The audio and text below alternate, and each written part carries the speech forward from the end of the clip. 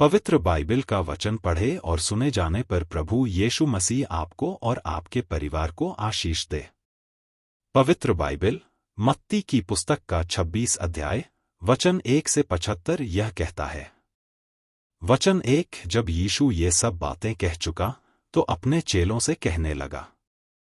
वचन 2 तुम जानते हो कि 2 दिन के बाद फसह का पर्व होगा और मनुष्य का पुत्र क्रूस पर चढ़ाए जाने के लिए पकड़वाया जाएगा।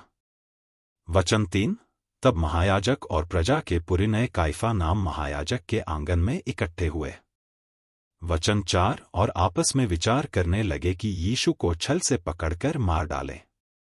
वचन 5 परंतु वे कहते थे कि पर्व के समय नहीं, कहीं ऐसा न हो कि लोगों में बलवा मच जाए। वचन 6 जब यीशु बैतनिय्याह में शमौन कोढ़ी के घर में था। वचन 7 तो एक स्त्री संगमरमर के पात्र में बहुमोल इत्र लेकर उसके पास आई और जब वह भोजन करने बैठा था तो उसके सिर पर उंडेल दिया। वचन 8 यह देखकर उसके चेले रिसियाए और कहने लगे, इसका क्यों सत्यानाश किया गया। वचन 9 यह तो अच्छे दाम पर बिक कर कंगालों को बांटा जा सकता था। वचन 10 यह जानकर यीशु ने उनसे कहा, स्त्री को क्यों सताते हो, उसने मेरे साथ भलाई की है।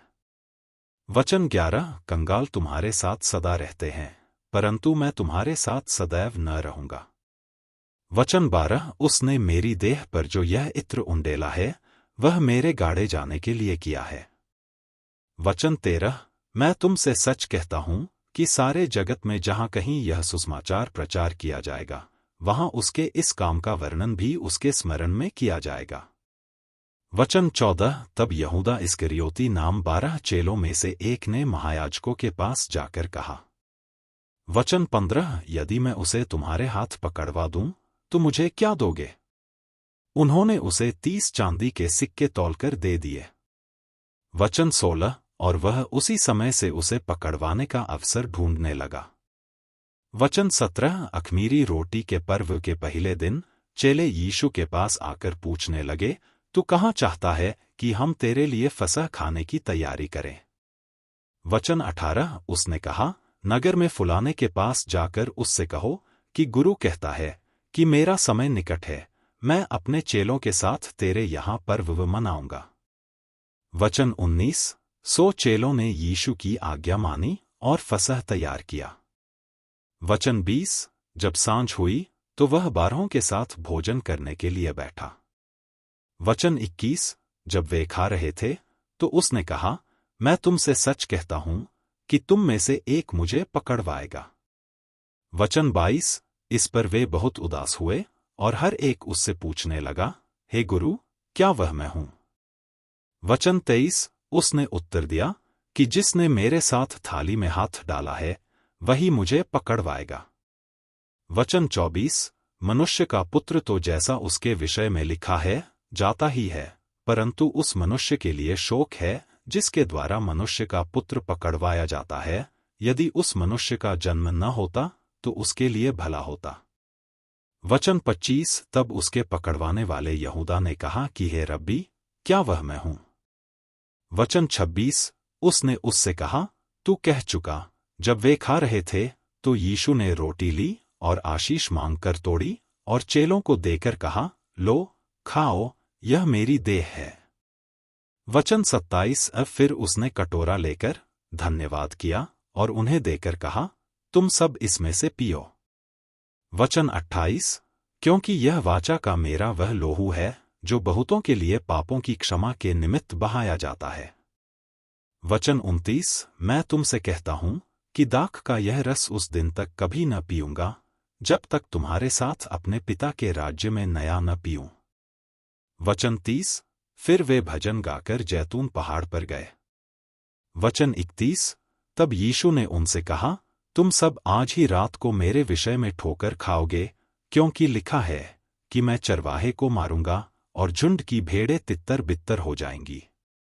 वचन 32 परंतु मैं अपने जी उठने के बाद तुमसे पहले गलील को जाऊंगा। वचन 33 इस पर पतरस ने उससे कहा, यदि सब तेरे विषय में ठोकर खाएं तो खाएं, परंतु मैं कभी भी ठोकर न खाऊंगा। वचन 34। यीशु ने उससे कहा, मैं तुमसे सच कहता हूं कि आज ही रात को मुर्गे के बांग देने से पहले तू 3 बार मुझसे मुकर जाएगा। वचन 35।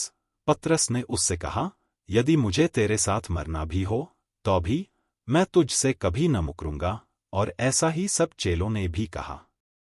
वचन 36। तब यीशु ने अपने चेलों के साथ गतसमनी नाम एक स्थान में आया और अपने चेलों से कहने लगा कि यहीं बैठे रहना जब तक कि मैं वहां जाकर प्रार्थना करूं। वचन 37। और वह पतरस और जब्दी के दोनों पुत्रों को साथ ले गया और उदास और व्याकुल होने लगा। वचन 38। तब उसने उनसे कहा, मेरा जी बहुत उदास है, यहां तक कि मेरे प्राण निकला चाहते। तुम यहीं ठहरो और मेरे साथ जागते रहो। वचन 39। फिर वह थोड़ा और आगे बढ़कर मुंह के बल गिरा और यह प्रार्थना करने लगा कि हे मेरे पिता, यदि हो सके तो यह कटोरा मुझसे टल जाए, तो भी जैसा मैं चाहता हूं वैसा नहीं, परंतु जैसा तू चाहता है वैसा ही हो। वचन 40। फिर चेलों के पास आकर उन्हें सोते पाया और पतरस से कहा, क्या तुम मेरे साथ एक घड़ी भी न जाग सके? वचन 41। जागते रहो और प्रार्थना करते रहो कि तुम परीक्षा में न पड़ो। आत्मा तो तैयार है परंतु शरीर दुर्बल है। वचन 42। फिर उसने दूसरी बार जाकर यह प्रार्थना की कि हे मेरे पिता, यदि यह मेरे पिए बिना नहीं हट सकता तो तेरी इच्छा पूरी हो। वचन 43। तब उसने आकर उन्हें फिर सोते पाया, क्योंकि उनकी आंखें नींद से भरी थीं। वचन 44। और उन्हें छोड़कर फिर चला गया और वही बात फिर कहकर तीसरी बार प्रार्थना की। वचन 45। तब उसने चेलों के पास आकर उनसे कहा, अब सोते रहो और विश्राम करो। देखो, घड़ी आ पहुंची है और मनुष्य का पुत्र पापियों के हाथ पकड़वाया जाता है। वचन 46। उठो, चलें, देखो, मेरा पकड़वाने वाला निकट आ पहुंचा है। वचन 47। वह यह कह ही रहा था कि देखो, यहूदा जो 12 में से एक था आया और उसके साथ महायाजकों और लोगों के पुरनियों की ओर से बड़ी भीड़ तलवारें और लाठियां लिए हुए आई। वचन 48। उसके पकड़वाने वाले ने उन्हें यह बता दिया था कि जिसको मैं चूम लूं वही है, उसे पकड़ लेना। वचन 49। और तुरंत यीशु के पास आकर कहा, हे रब्बी नमस्कार, और उसको बहुत चूमा। वचन 50। यीशु ने उससे कहा, हे मित्र, जिस काम के लिए तू आया है उसे कर ले। तब उन्होंने पास आकर यीशु पर हाथ डाले और उसे पकड़ लिया। वचन 51। और देखो, यीशु के साथियों में से एक ने हाथ बढ़ाकर अपनी तलवार खींच ली और महायाजक के दास पर चलाकर उसका कान उड़ा दिया। वचन 52। तब यीशु ने उससे कहा, अपनी तलवार काठी में रख ले, क्योंकि जो तलवार चलाते हैं वे सब तलवार से नाश किए जाएंगे। वचन 53। क्या तू नहीं समझता कि मैं अपने पिता से विनती कर सकता हूं और वह स्वर्गदूतों की 12 पलटन से अधिक मेरे पास अभी उपस्थित कर देगा? वचन 54।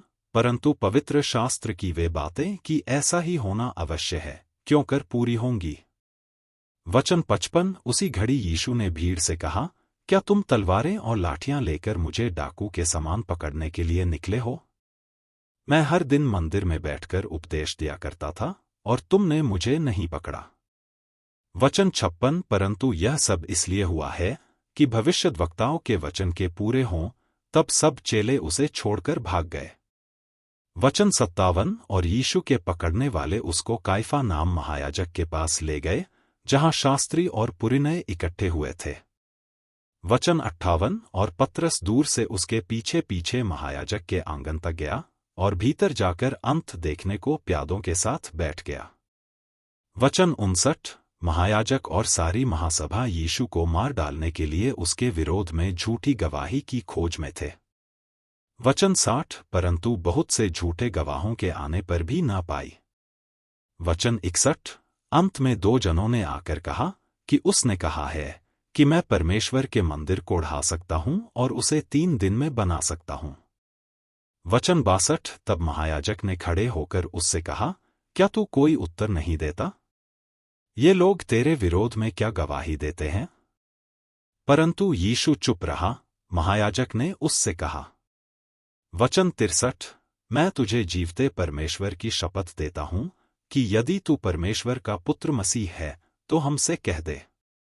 वचन 64, यीशु ने उससे कहा, तूने आप ही कह दिया, वरन मैं तुमसे यह भी कहता हूं कि अब से तुम मनुष्य के पुत्र को सर्वशक्तिमान की दाहिनी ओर बैठे और आकाश के बादलों पर आते देखोगे। वचन 65, तब महायाजक ने अपने वस्त्र फाड़कर कहा, इसने परमेश्वर की निंदा की है, अब हमें गवाहों का क्या प्रयोजन। वचन 66, देखो, तुमने अभी यह निंदा सुनी है, तुम क्या समझते हो? उन्होंने उत्तर दिया, यह वध होने के योग्य है। वचन 67, तब उन्होंने उसके मुंह पर थूका और उसे घूंसे मारे और उन्हें थप्पड़ मार के कहा। वचन 68, हे मसीह, हमसे भविष्यद्वाणी करके कह कि किसने तुझे मारा। वचन 69, और पतरस बाहर आंगन में बैठा हुआ था कि एक लौंडी ने उसके पास आकर कहा, तू भी यीशु गलीली के साथ था। वचन 70, उसने सबके सामने यह कहकर इनकार किया और कहा, मैं नहीं जानता तू क्या कह रही है। वचन 71, जब वह बाहर डेवढ़ी में चला गया तो दूसरी ने उसे देखकर उनसे जो वहां थे कहा, यह भी तो यीशु नासरी के साथ था। वचन 72, उसने शपथ खाकर फिर इनकार किया कि मैं उस मनुष्य को नहीं जानता।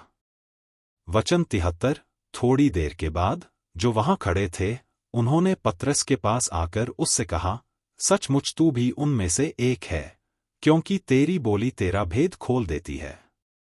वचन 74, तब वह धिक्कार देने और शपथ खाने लगा कि मैं उस मनुष्य को नहीं जानता, और तुरंत मुर्ग ने बांग दी। वचन 75, तब पतरस को यीशु की कही हुई बात स्मरण आई कि मुर्ग के बांग देने से पहले तू 3 बार मेरा इनकार करेगा, और वह बाहर जाकर फूट फूट कर रोने लगा। यदि आप विश्वास करते हैं तो यह वचन सभी विश्वासियों को भेजें और इस चैनल को प्रभु यीशु मसीह के नाम से सब्सक्राइब करें और आशीष प्राप्त करें। धन्यवाद।